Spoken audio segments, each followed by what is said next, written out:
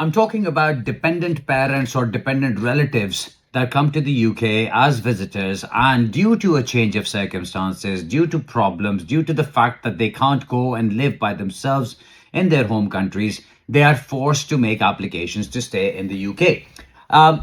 If you look at the rules do not allow you to switch from a visit visa onto any other category. If you're here as a visitor, you're supposed to go back to your country and make an appropriate application if you wish to come and live in the UK.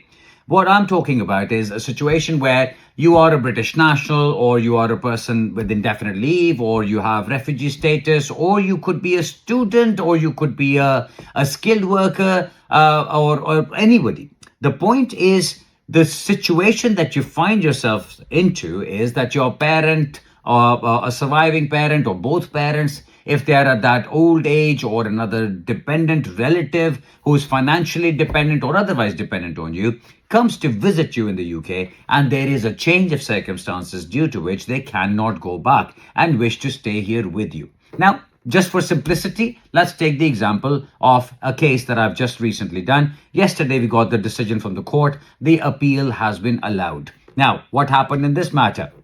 And of course, this is a massive family that I'm talking about. They've got all their family members in the UK. The mother was the only person who was left alone, and she came over and joined the rest of the family as a visitor.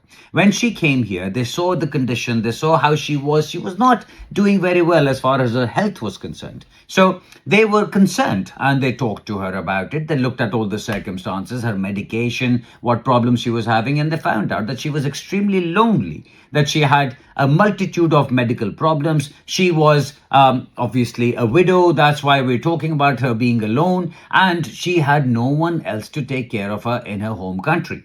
Now, the proper application to do for her would have been an adult dependent relative application from the home country, which would mean that they had to make the application, pay the fees, provide all the evidence to show why she is unable to look after herself on a day-to-day basis, and that she requires long-term personal care, and that there is nobody in her home country to be able to do that for her. And because this difficulty that she's having is because of her age, illness, or a disability, she cannot be left on her own. Now, what we are saying then is that she is the person who needs to be looked after, and the family members in the UK are the only ones who are able to do so. Now, instead of making the application, she came to the UK as a visitor because she had a visitor visa. She'd been coming and going for a number of years. When she comes the last time, the family look at her. They are convinced that she is in no state to live by herself anymore, and decide to do a leave to remain application for her to stay in the UK. This was before my team stepped into this matter. They made the application. Application was refused, as we expect them to be refused, because visitor's visa is very difficult to switch on to any other, unless you go outside immigration rules or there are exceptional or compassionate circumstances. In this matter, they made the application refused, they went into appeal, and the appeal was dismissed. This was a few years ago. Then they contacted me. I had the consultation with them. I looked at the case, I looked at the scenario, I looked at the circumstances, and I said, I think we can do better. So we did another application, and I told the clients that because you've had a bad immigration history, you've already had a decision from the immigration judge, it may be refused. So be prepared for that. And that is exactly what happened. The application was refused, and we were granted another right of appeal, for which we prepared. Now, in this appeal, of course, those who are experienced listeners and follow these things, they will know that there is a case called Deva Sealand, which says that if there is a previous determination of a judge, that is going to be the starting point of the current judge. So when we went into the appeal hearing, I think this was in January, if I'm not wrong, when we went for the appeal hearing, the starting point for the judge was the previous determination of the judge, which had completely destroyed their case and said, well, you were doing this on purpose. You knew what the rules were. You just wanted to circumvent the immigration rules. That's why you tried to switch her status from visitor visa to that of a dependent. And we are not having any of it. So the judge was quite upset about how the case had been presented. This was in the previous appeal. When we went into appeal, I was the one representing in court. So what my argument was that previously whatever evidence had been submitted or how they had presented themselves was not very good, and that's why they had not been able to convince the judge about what the situation was. Now we went in, we had the proper evidence, we had proper witness statements. I was arguing the case in court on their behalf, and my submissions were probably about 45 minutes to an hour. And when we came out, the family were, of course, very anxious about what's going to happen, but we were hopeful that something good would happen. And yesterday, the decision arrives and the determination is in our favor. So this lady is now going to be allowed to stay in the UK with her family members, on the basis not that she has met the rules on adult dependent relative applications, but on the basis that there are exceptional circumstances, there are compassionate grounds on which she should be allowed to stay here.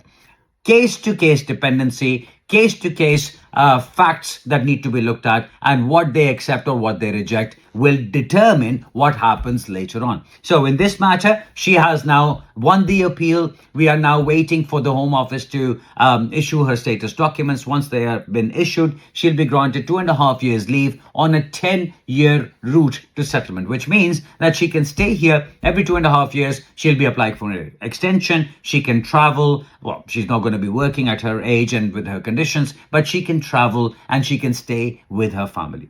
Now, this is the scenario that can be applied to brothers and sisters and cousins and uncles and aunts, anybody, because this is not within the rules. This is outside immigration rules. This is one of those examples where if you have a certain situation that has developed and you cannot deal with that situation under the immigration rules, you can present your case outside immigration rules. You can present all the evidence. You can argue the matter. And even though you do not qualify under the immigration rules, you can still win outside immigration rules on the basis of compassionate grounds or circumstances which are exceptional, or on the basis of human rights elements. In this case, of course, we had a breach of Article 8 because there is a family life. In this particular situation, there is a family life between adult children and the parent. So these are all technical issues. Every word that I've spoken about, all the things that I've spoken about, they have technical meanings. They have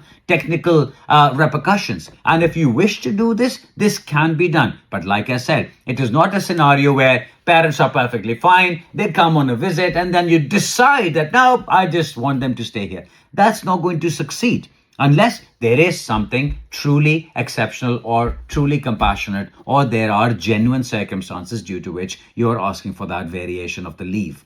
I hope that helps.